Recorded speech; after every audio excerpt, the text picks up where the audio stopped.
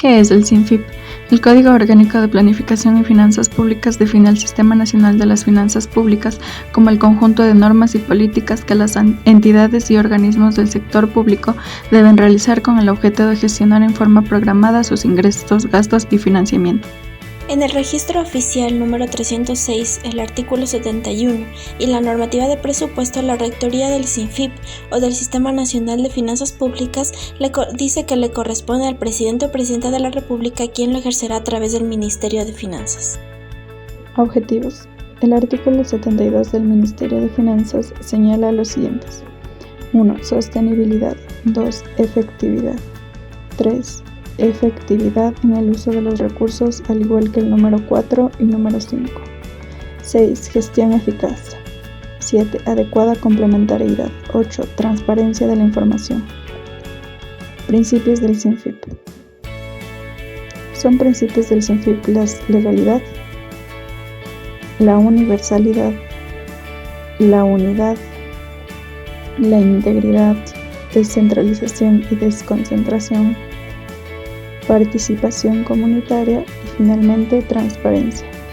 Los deberes y atribuciones del ente rector CINFIP son 34, los cuales sirven de forma estratégica para el desarrollo del país, y se mencionarán los principales: formular y proponer lineamientos de política fiscal inherentes a ingresos, gastos y financiamiento, analizar las limitaciones, riesgos y potencialidades y consecuencias fiscales que puedan afectar el desempeño de la sostenibilidad fiscal de las finanzas públicas, organizar el CINFIP y gestionar los organismos, entidades y dependencias del sector público de manera efectiva, dictaminar de manera privativa las políticas normativas directrices respecto a gastos permanentes, celebrar contratos, convenios inherentes a las finanzas públicas, asesorar a las entidades y organismos del sector público, aprobar y rechazar a la concesión de garantías de endeudamiento y de entidades y organismos del sector público, y armonizar, homogeneizar y consolidar la contabilidad del sector público.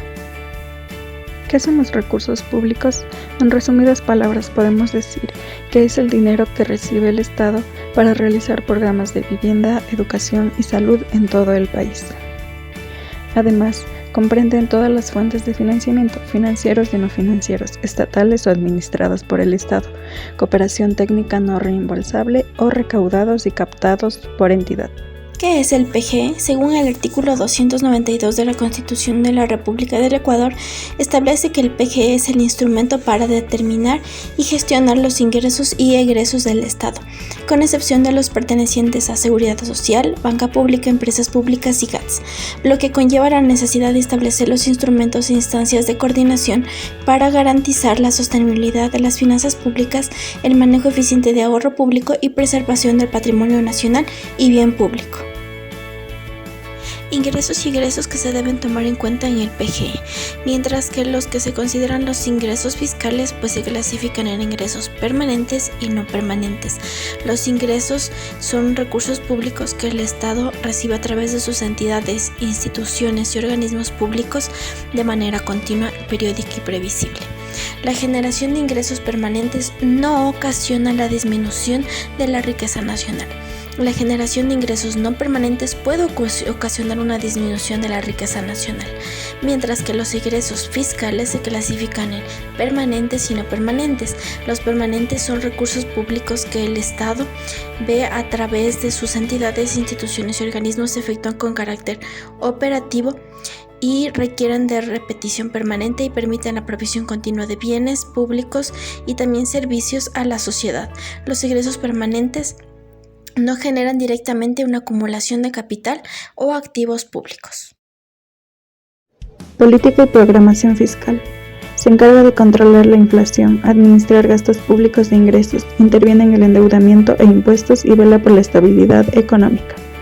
Los ingresos son los recursos que obtiene el Estado por la recaudación de tributos como el impuesto a la renta, el IVA o por la venta de bienes como el petróleo y sus derivados. Transferencias y donaciones que se reciben o el resultado de operaciones de las empresas públicas, entre otros. Presupuestos. Es una herramienta que nos ayuda a saber la cantidad de capital que se necesita para afrontar gastos en nuevos proyectos. Los principios presupuestarios. unidad presupuestal, unidad de caja, programación integral, coherencia macroeconómica, anualidad, equilibrio presupuestal, especialización, entre otros. Las etapas del ciclo presupuestario son 5 y las detallaremos a continuación. Es la primera fase del ciclo presupuestario, en donde se especifican los objetivos y metas señalados en la planificación del Estado e institucional. Formulación. Es la segunda fase del ciclo presupuestario. En esta etapa, la Subsecretaría de Presupuestos del Ministerio de Finanzas recoge los requerimientos de las instituciones comprendidas en el Presupuesto General del Estado con la finalidad de apoyar al cumplimiento de la planificación de este. Aprobación. Elaborada la proforma presupuestaria por el Ministerio de Finanzas, el Poder Ejecutivo, a través de la Presidencia de la República, la envía a la Asamblea Nacional para su aprobación. La legislatura podrá, de ser necesario, hacer observaciones y proponer alternativas a la distribución de los recursos. Ejecución. Durante esta etapa del ciclo presupuestario, todas las entidades del sector público ponen en práctica lo establecido en su presupuesto, es decir, utilizan los recursos aprobados y cumplen con todas las acciones destinadas a la utilización de los recursos humanos, materiales y financieros. Clausura. También se puede utilizar la evaluación y seguimiento. Es una medición de resultados físicos y financieros obtenidos y los efectos que estos han producido, así como el análisis de variaciones financieras. La Subsecretaría de Presupuestos del Ministerio de Finanzas elabora y consolida los informes. Componente de endeudamiento público tiene bajo su responsabilidad normar, programar, establecer mecanismos de financiamiento, presupuestar, negociar, contratar, registrar, controlar, contabilizar y coordinar la aprobación de operaciones de endeudamiento público, de administración de deuda pública y operaciones conexas para la gestión eficiente de la deuda. Del componente de contabilidad gubernamental. Son procesos sistemáticos, cronológicos y secuenciales de operaciones patrimoniales, presupuestarias de las entidades y organismos del sector público no financiero, expresados en términos monetarios, desde la entrada original de los registros contables hasta la representación de los estados financieros. La centralización, consolidación y la interpretación de la información comprende además principios, normas, métodos y procedimientos correspondientes a ello. La finalidad de este es establecer y poner en funcionamiento y mantener a cada entidad del sector público no financiero un sistema único de contabilidad, lo que ayuda a integrar operaciones patrimoniales presupuestarias de costos y asegurar la producción de información financiera completa.